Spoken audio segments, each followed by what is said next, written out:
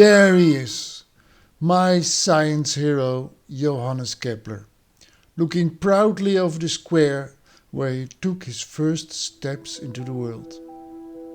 We are in Weil der Stadt, where Johannes Kepler was born on 2:30 in the afternoon of December 27, 1571.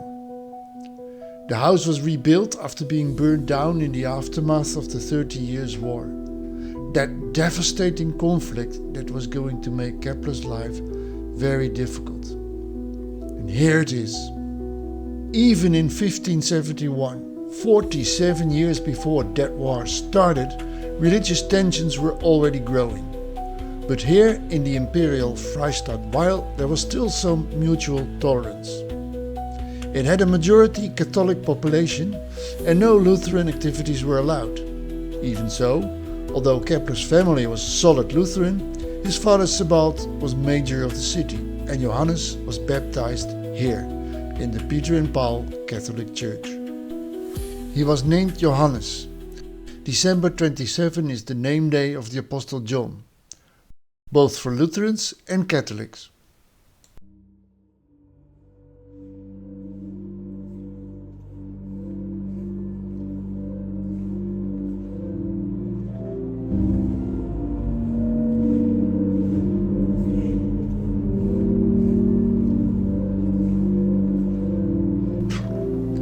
Kepler later wrote about his christening here. Qui primo statim in fiteliminus apparentibus in ecclesiam catholicam ilatus sacro lavacro aspersus. I was immediately brought into the Catholic Church by my parents at the threshold of life, sprinkled with sacred water. Maybe here.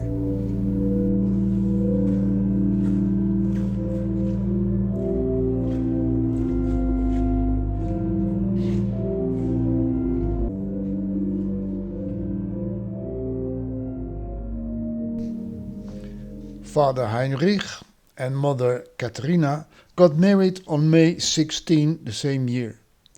The brilliant mathematician and devout Christian Johannes Kepler concluded later that he was conceived on May 17 and born prematurely.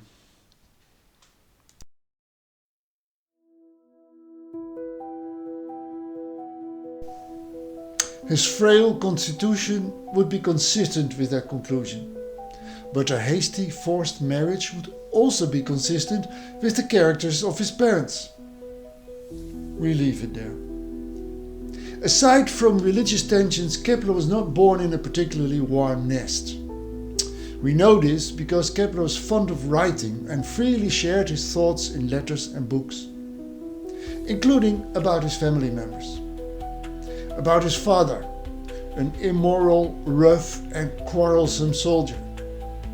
His mother, small, garrulous, quarrelsome and generally unpleasant. Stubborn, but not as stubborn as his father and grandfather. His grandmother, a restless, impetuous liar. He was quite forgiving though, because he blamed the unfortunate constellation of the stars. I think I need to have a chat with my children.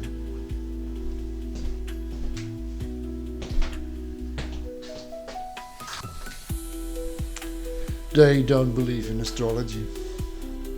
Back to Weil. Just imagine the daily atmosphere in that house. In fact, if I may put on my amateur psychologist hat, this chaotic, discordant atmosphere may well have ignited the lifelong quest of Johannes Kepler for harmony. Initially, he was focused on God through the Church as the source of harmony, but, well, there were too many religious sources all fighting to claim the one and only God, often with futile arguments. So he moved over to seek harmony in God's creation, and most particularly his greatest creation, the universe. I have talked to people. I am out of 2 years later, Katharina gave birth to another son, Heinrich. The characteristics of his father came to full expression when he decided in 1574, Kepler was 2 years old, to leave the house, his wife and his 2 children to go fight as a mercenary in my home country.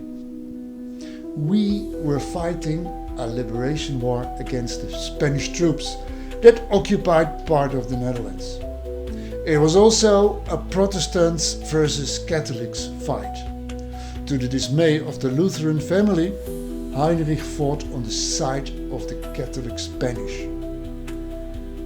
It is not known exactly where he fought, and that leaves us some room for speculation. A major event in 1574 was the siege of the city of Leiden. Beam me up!